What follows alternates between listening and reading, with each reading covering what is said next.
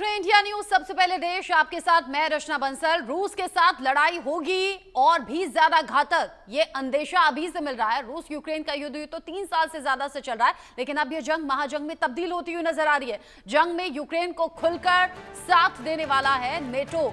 Ukraine को 1 lakh drone देने के लिए ब्रिटेन तैयार है। अप्रैल 2026 तक यूक्रेन को 1 लाख ड्रोन देने का वादा किया गया है। ब्रिटेन सरकार ने यूक्रेन की मदद को लेकर यह मीटिंग की है।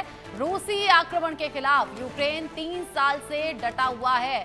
फिलहाल ड्रोन ने युद्ध के मैदान को पूरी तरह से बदल दिया है। वर्ल्ड वॉर 3 की आहट इसे माना जा रहा है। कहा जा रहा है नेटो अब साथ में यूक्रेन के खुलकर आ गया है और यहां ब्रिटेन ने वादा किया है अप्रैल 2026 तक यूक्रेन को ये बड़ी मदद पहुंचाई जाएगी, जिसमें 1 लाख के करीब ड्रोन होंगे। रूस के साथ लड़ाई और ज्यादा विध्वंसक होगी। जंग में यूक्रेन का खुलकर साथ दे रहा है नेटो। 1 लाख ड्रोन देने की तैयारी और ब्रिटेन ये ड्रोन देगा 2026 तक। अप्रैल 2026 तक यूक्रेन को ये ड्रोन दिए जाएंगे जो 1 लाख तक होंगे। यानी ये जो युद्ध की अभी स्थिति है, ये युद्ध और ज्यादा भीषण होगा, क्योंकि हाल ही में यूक्रेन ने रूस पर बड़ा हमला किया। पलटवार करते हुए अब रूस ने भी यूक्रेन पर कहर बरपाना शुरू कर दिया है। रूस से जिस तरीके से यूक्रेन टकरा रहा है, इसमें रूस से डर भी दिखाई दे रहा है। नेटो का ऑर्डर भी सामने आ गया है। यहां नेटो अगर यूक्रेन के साथ में खुलकर सामने आ गया है तो ये युद्ध और ज्यादा विध्वंसक होगा और ज्यादा भीषण होगा। यूरोप का एयर डिफेंस 5 गुना बढ़ाने के लिए कहा गया है और बड़े देशों को ज्यादा पैसे खर्च करने के आदेश भी दे दिए गए हैं। नेटो जो कि अभी तक यूक्रेन के साथ बना हुआ है, डायरेक्टली इनडायरेक्टली कैसे भी कह लीजिए, वो अब खुलकर साथ में आ गया है। रूस की तुलना में यूरोप का एयर डिफेंस कमजोर है, यानी यहां मात खा सकता है यूक्रेन। अगले 5 साल में एयर डिफेंस को मजबूत बनाने का संकल्प लिया गया है। गुरुवार को ब्रसेल्स में नेटो के रक्षा मंत्रियों की बैठक भी हुई है। ब्रसेल्स की बैठक में एयर डिफेंस को मजबूत करने पर चर्चा हुई है। यानी नेटो इस बात पर फोकस करना चाहता है कि एयर डिफेंस सिस्टम और ज्यादा मजबूत होना चाहिए और साथ ही साथ यूक्रेन को जो मदद पहुंच रही है वो अब और ज्यादा खुलकर और मजबूती के साथ में दी जाएगी। नेटो अगर इसी तरीके से साथ में रहते हैं, यानी कि नेटो देश अगर यूक्रेन के सपोर्ट में इसी तरीके से बने रहते हैं, तो फिर ये युद्ध और ज्यादा भीषण होगा। वो भी तब जब ओरेशनिक मिसाइल जैसी ताकतवर मिसाइल का जिक्र हो चुका है रूस की तरफ से और परमाणु हमले की धमकी भी दी जा चुकी है। ऐसे में पुतिन का अगला कदम क्या होगा और जेलेंस्की को क्या करना चाहिए? क्या ये युद्ध यूं ही चलता रहेगा और अगर इन खतरनाक हथियारों का इस्तेमाल होता है तब तो सब कुछ तबाह हो सकता है, खत्म हो सकता है। मेरे साथ में जुड़ गए हैं खास मेहमान, lieutenant colonel retired Himanshi Singh मेरे साथ में जुड़ गए हैं डिफेंस एक्सपर्ट के तौर पर। अरविंद सिंह तेजावत जी मेरे साथ में जुड़ गए हैं विदेश मामलों के जानकार के तौर पर। आप दोनों का इंडिया न्यूज पर स्वागत। सबसे पहले हिमांशी जी, जो स्थिति अभी रूस यूक्रेन के बीच में बनी हुई है, 3 साल से ऊपर का वक्त हो गया है, लेकिन बावजूद इसके यूक्रेन ने अभी हाल ही में जो रूस पर बड़ा अटैक किया, अब तक का बड़ा अटैक रूस के लिए कहा जा रहा था यूक्रेन की तरफ से, अब रूस ने पलटवार करना शुरू कर दिया है जिसमें खतरनाक हथियारों का भी जिक्र है। और इसी बीच नेटो आ गया खुलकर यूक्रेन के सपोर्ट में, चाहे वो एयर डिफेंस सिस्टम मजबूत करने की बात हो या फिर 1 लाख ड्रोन देने की बात हो। क्या समझें, ये जंग अब महाजंग में तब्दील होगी और अगर होती है तो क्या ये 3rd वर्ल्ड वॉर की आहट है? रचना जी देखिए, जो अभी इनको 1 लाख ड्रोन देने का जो इन्होंने अनाउंस किया है और 350 मिलियन पाउंड की जो ये हेल्प की बात कर रहे हैं, ये युद्ध को एक अलग स्तर पे ले जाने की तैयारी है। अभी तक पुतिन जो है 30 साल से बहुत कोशिश कर रहे थे, बड़े संयम के साथ में उनके अटैक्स थे कि कोशिश ये थी उनकी कि सिविलियंस को कम से कम क्षति पहुंचे और वो मिलिट्री बेसिस वगैरह को ही टारगेट कर रहे थे। बट जिस तरह का ये हमला उन्होंने उनके टेरिटरी के अंदर घुस के किया है, उसके बाद पुतिन का पलटवार बनता है और उनके एक्स प्रेसिडेंट देखिए मेदवेदेव ने कहा है कि अब हम इसका बदला लेंगे। यानी कि पूरा रूस जो है अपनी टेरिटरी को लेके, अपने पे हमले को लेके बहुत ज्यादा इस समय पे सचेत हो गया है। जिस तरह से इन्होंने अपनी मिसाइल्स का प्रोडक्शन 66 से लेके 70% तक बढ़ा दिया है, स्कैंडर हो गई, किंजल हो गई, उस तरह की मिसाइल्स का प्रोडक्शन बढ़ा दिया है। ऑर्शेनिक को इन्होंने अपने स्ट्रेटेजिक कमांड को डायरेक्शन दिया है, ऑर्शेनिक को आप तैनात करें। तो रूस अभी रुकने के मूड में नहीं है और जिस तरीके से नाटो कंट्रीज खुल के सामने आ रही हैं, अभी तक तो ये था, हमको पता था कि ये कंट्रीज उनको सपोर्ट कर रही हैं क्योंकि यूक्रेन के बस में नहीं था इतने लंबे समय तक युद्ध को झेल पाना।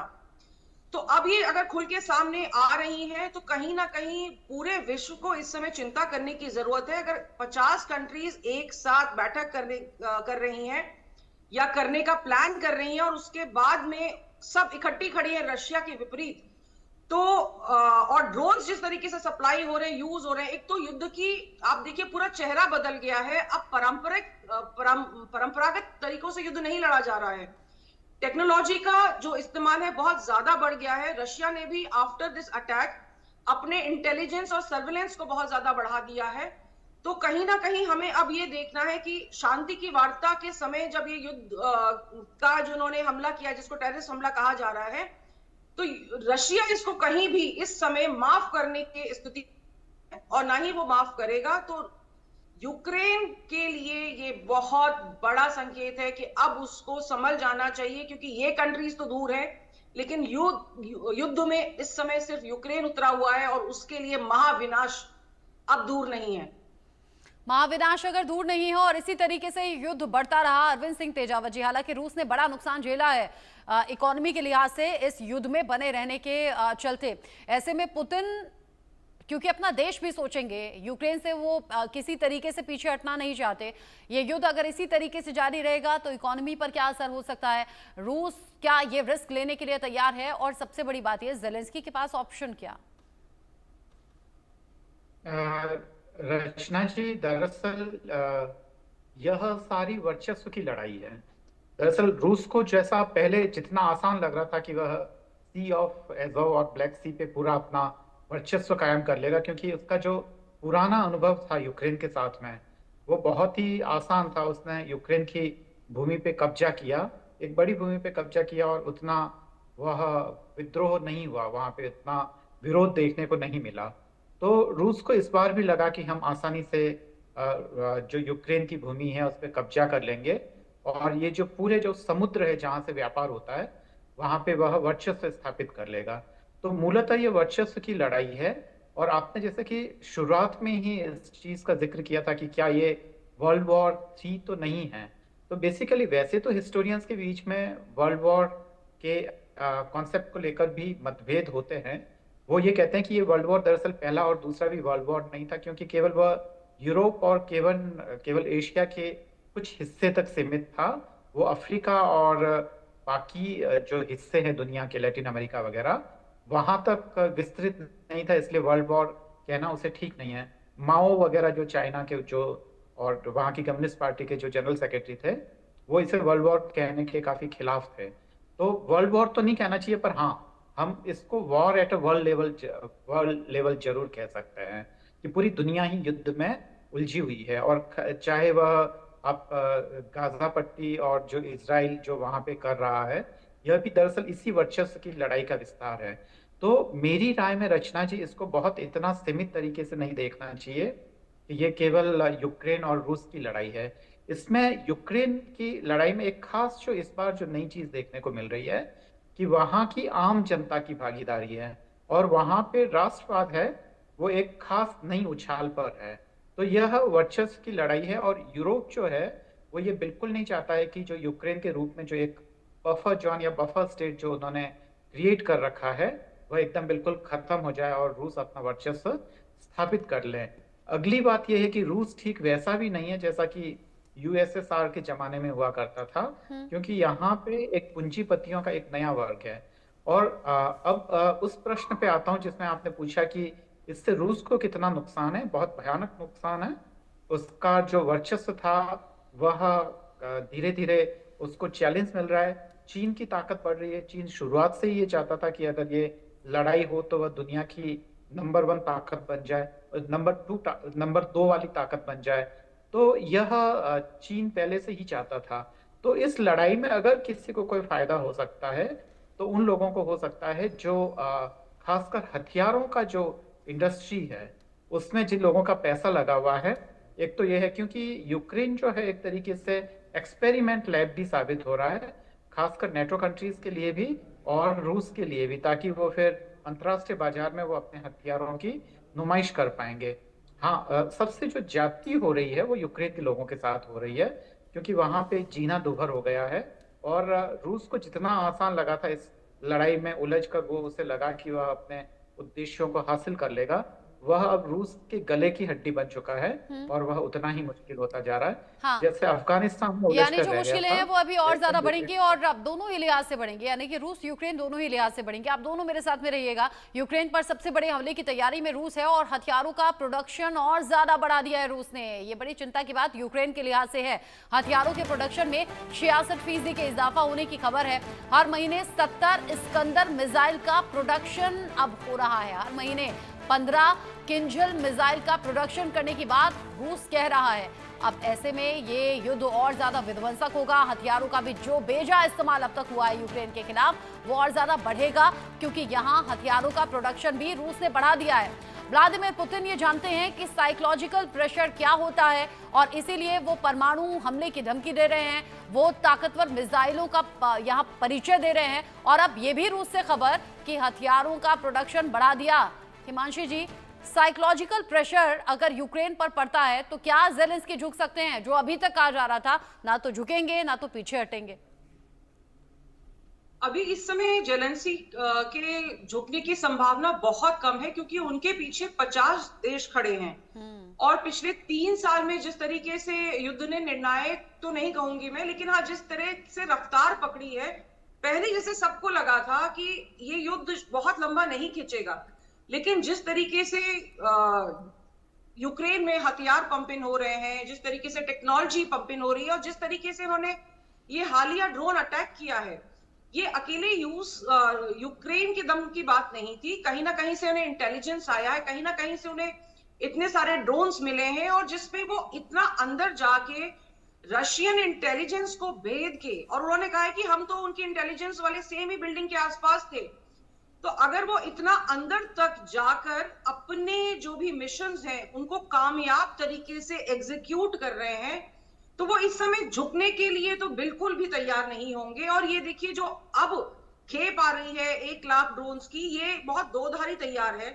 कहीं ना कहीं ये यूक्रेन को बहुत सशक्त करेगी, चाहे इसको पेलोड ले जाके वो वहां पे और विध्वंसकारी चीजों में लगाएं या सर्विलेंस के लिए लगाएं या जिस भी तरीके से वो इस्तेमाल करें, लेकिन कहीं ना कहीं रशिया को भी जो है ये ज्यादा आक्रामक बनाएगा, क्योंकि रशिया भी अब, क्योंकि उसके लिए ये एक तरीके से अपनी ताकत दिखाने का समय है कि पूरा वर्ल्ड उसको चैलेंज कर रहा है, 50 कंट्रीज अब उसको चैलेंज कर रही हैं, तो रूस भी पीछे नहीं हटेगा। अगर वो कह रहा है कि मैं ऑर्शेनिक मिसाइल्स का इस्तेमाल करूंगा, जो बार बार उसकी तरफ से बयान आ रहा है, ऑर्शेनिक बिना परमाणु पेलोड के भी उतनी ही विध्वंसक है। अगर वो इंडिपेंडेंटली एक साथ 3 से लेकर 6 ठिकानों पर इंडिपेंडेंटली हमला कर सकते हैं, तो पूरा यूरोप उसकी जोन में है और 8 से 10 मिनट की दूरी पे वो खत्म हो जाएंगी। सो कहीं ना कहीं ये अब बहुत ही भीषण और लीथल एक पॉइंट है जहां पे ये दोनों हटने को तैयार नहीं होंगे। जेलेंस्की तो अब नहीं हट सकते, क्योंकि उनको मजबूर किया जाएगा दोनों तरफ से, क्योंकि यूक्रेन अब इस स्थिति में है कि ना वो एक निवाला उसने खा लिया है, ना वो उगल सकता है, ना निगल सकता है। तो ये स्थिति भयावह है और पूरे विश्व के लिए कुछ तो जेलेंस्की खुद अकड़ में है और वो झुकने को तैयार नहीं है। दूसरा, जो देश सपोर्ट कर रहे हैं फिर उनके लिहाज से भी इस युद्ध में बने रहने का प्रेशर है, लेकिन पुतिन भी साफ कर चुके हैं कि वो भी पीछे हटेंगे नहीं। आप रहिए मेरे साथ में। इस बीच एक और अपडेट है, कुर्स्क में यूक्रेन के ताबड़तोड़ हमले फिर से शुरू हो गए हैं। यहाँ कुर्स्क में यूक्रेन का ताबड़तोड़ हमला हुआ है। AASM लाइट बमों से ये बमबारी की गई है। यूक्रेनी हमले में रूस को भारी नुकसान की खबर है। अब आप ये समझिए कि अभी पिछले दिनों जो एयरबेस पर हमला हुआ, 40 से ज्यादा फाइटर जेट पूरी तरह से तबाह कर दिए यूक्रेन के ड्रोन अटैक ने, और अलग अलग शहरों को नुकसान की खबर थी, जिसके बाद पुतिन और ज्यादा बौखला गए और पूरी ताकत के साथ यूक्रेन पर हमला करने की धमकी दे डाली, जिसमें परमाणु हमले का भी जिक्र था। लेकिन अब कुर्स्क में एक और बड़ा हमला किया गया है यूक्रेन की तरफ से और उस तबाही की तस्वीरें भी सामने आ रही हैं। कुर्स्क में ये विध्वंसक हमला हुआ है। कैसे हुआ है जानिए। रूस के कुर्स्क में यूक्रेन ने किया है ये बड़ा अटैक, यानी यहाँ जेलेंस्की पीछे नहीं हट रही, यूक्रेन कतई पीछे नहीं हट रहा। कुर्स्क के कई इलाकों में सीरियल अटैक की जानकारी है। यूक्रेनी सेना ने रात भर हमला किया है। AASM ग्लाइड बमों से ये अटैक किया गया है। यहाँ यूक्रेन का ड्रोन से भारी अटैक सामने आया है, यानी कि यूक्रेन ने एक बार फिर से ड्रोन अटैक किया है, रूस को भारी नुकसान पहुंचाया है। यूक्रेनी हमले में रूस को भारी नुकसान हुआ है और जाहिर सी बात है कि पुतिन अगर अभी पिछले हमले से ही बौखलाए हुए थे या फिर पूरी ताकत के साथ जवाब देने की बात कह दी थी, तो ये हमला एक बार फिर से उकसाने के लिए काफी है। अरविंद सिंह तेजावत जी, यूक्रेन, हम तो कह रहे हैं कि ऑप्शन ये बचता है कि या तो टेबल पर आ जाएं या फिर तबाह होने के लिए तैयार रहें, लेकिन यूक्रेन तो एक के बाद एक फिर अटैक कर रहा है। रचना जी, दरअसल टेबल पे आना इतना आसान नहीं है, क्योंकि दो चीजें हैं यहाँ पे। जो हमें एक चीज देखना पड़ेगा कि यहाँ जो वर्ल्ड मीडिया में जो खासकर जेलेंस्की साहब की जो तस्वीर पेश की गई है, वो दरअसल हकीकत नहीं है। जैसे कि उन्हें एक तरीके से कॉमेडियन बताया गया वगैरह, तो ये एक तरीके से दुष्प्रचार का हिस्सा था। वो काफी पॉपुलर लीडर है। जो थोड़े दिन पहले भी जो कुछ यूक्रेनियन से जो बात हो रही थी, जो अभी वहाँ युद्ध के स्थिति में है और जहाँ जो बॉम्ब वगैरह सब चल रहे थे, वो बहुत ज्यादा दूर नहीं है। तो जो वहाँ की लगभग 66% जो आबादी है, 66% जो आबादी है, उसमें आज भी जेलेंस्की काफी पॉपुलर है और उनका काफी सम्मान है। तो एक तो उनकी इमेज थोड़ी सी अलग है। दूसरी बात हमें ये समझना पड़ेगा कि दरअसल जो जेलेंस्की साहब की और यूक्रेन की जो लड़ाई है, वो अस्तित्व की लड़ाई है, क्योंकि यूक्रेन के पास लड़ने के अलावा और कोई रास्ता नहीं है। उसको केवल लड़ना ही लड़ना है। अगर उसे अपनी भूमि बचानी है, अगर उसे अपना अस्तित्व बनाए रखना है, तो वो है। क्योंकि जो रूस का जो यूएसएसआर के जमाने से जो साम्राज्यवादी जो चरित्र रहा है, वो भले ही नव पूंजीवाद में परिवर्तित हो गया है, और इस नियो कैपिटलिज्म में भी वह साम्राज्यवादी चेहरा अभी तक खत्म नहीं हुआ है। ऐसा नहीं है कि वो साथ में वो मिलके कुछ काम करना चाहते हैं। और रूस के लिए यह दरअसल अपनी प्रतिष्ठा की लड़ाई है। और एक दूसरी बात और ये जो खास सोचने वाली है कि रूस में इस यूक्रेन की लड़ाई के बाद में जो पुतिन साहब है, वो तेजी से अलोकप्रिय हो रहे हैं। और रूस की जो आम जनता है, जो अलग अलग जो सर्वे रिपोर्ट्स आती है, उसमें वो ये है कि वो ये कह रहे हैं कि दरअसल हम उस पुतिन को नहीं जानते जिन्होंने एक बहुत ही खस्ता हाल जो सोवियत संघ था, उसको वापस रूस के रूप में परिणत किया और एक ताकतवर देश को बनाए रखा। यहाँ तक कि उसकी जो यूनाइटेड नेशंस में जो उसका जो वीटो पावर है, वो भी बरकरार रहा। तो ये सब पुतिन साहब का ही योगदान था उस समय। पर अभी जो वो कर रहे हैं, वो एकदम बिल्कुल ही सजेस्टेबल नहीं है। और मुझे लगता है कि एक खतरनाक दौर में वो जा रहे हैं। और टेबल पे आना मुझे इतना आसान नहीं लग रहा है, क्योंकि जिन ताकतों का हित है टेबल में आना, वो तो इसमें कोई खास भूमिका अदा नहीं कर रही है। और वो ताकतें निश्चित रूप से रूस और यूक्रेन की ही ताकतें हैं। और जो बाहरी ताकतें हैं, उनको दरअसल इस युद्ध को जारी रखवाने में ही फायदा है, क्योंकि बहुत बड़े बड़े जो इंडस्ट्रियलिस्ट हैं, उनके फायदे इसके पीछे जुड़े हुए हैं। तो एक लंबी कहानी है।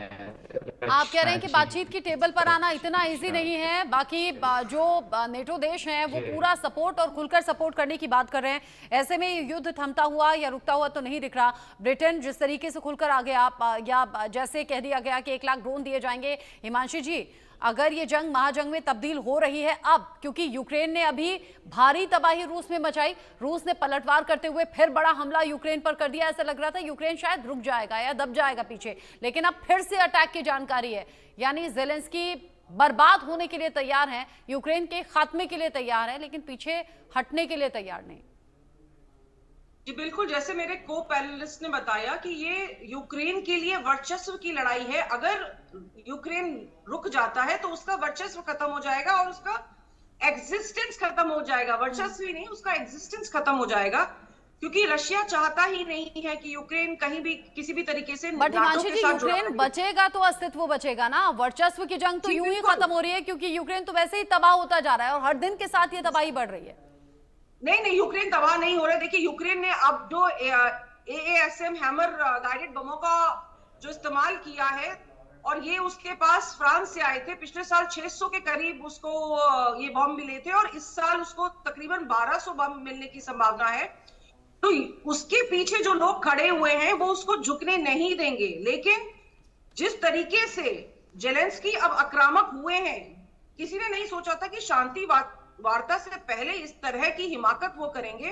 अगर वो हिमाकत दिखा रहे हैं, तो कहीं ना कहीं उनको इस बात का पूरा इल्म है कि वो क्या कर रहे हैं और कहां तक ये युद्ध जो है जा सकता है, क्योंकि 3 साल एक युद्ध को सस्टेन करना मजाक नहीं है। और उसके अलावा अगर पूरा जो 50 देशों का जखीरा उनके साथ में उनको अगर मिल रहा है, बॉम्ब मिल रहे हैं, ड्रोन्स मिल रहे हैं, फाइनेंशियल एड्स मिल रही हैं, तो वो पूरी कोशिश करेंगे कि आखिरी दम तक वो इस लड़ाई में अपनी तरफ से डटे रहे। हालांकि उनका बहुत सारा नुकसान हो रहा है, उनके देखिए कृषि का नुकसान हो रहा है, बाकी चीजें तो छोड़ दीजिए, वो सनफ्लावर और इतना सारा पूरे विश्व को देते थे। रूस का पूरा जो गैस का बिजनेस था वो भी देखिए पूरा जो डाइवर्ट हो गया है किसकी तरफ, प्रोडक्शन ऑफ वेपन्स की तरफ। दोनों देश जो है बहुत कुछ झेल रहे हैं, लेकिन अब इनका they have reached a point of no return. तो अब इनको इस लड़ाई को जब तक ये शांति वार्ता के लिए तैयार नहीं होते, इनके लिए बहुत इम्पॉसिबल है, और वो मुझे बहुत जल्दी नहीं दिख रहा है, क्योंकि जिस तरीके से सोल्यूशन अगर जल्दी में नहीं दिख रहा है तो क्या 3 साल से ऊपर जो टाइम हो गया है अरविंद सिंह तेजावत जी, ये युद्ध अभी चलता रहेगा क्या? क्योंकि नेटो खुलकर साथ में आ गए हैं, रूस खुद को ताकतवर शक्तिशाली साबित करने में लगा हुआ है।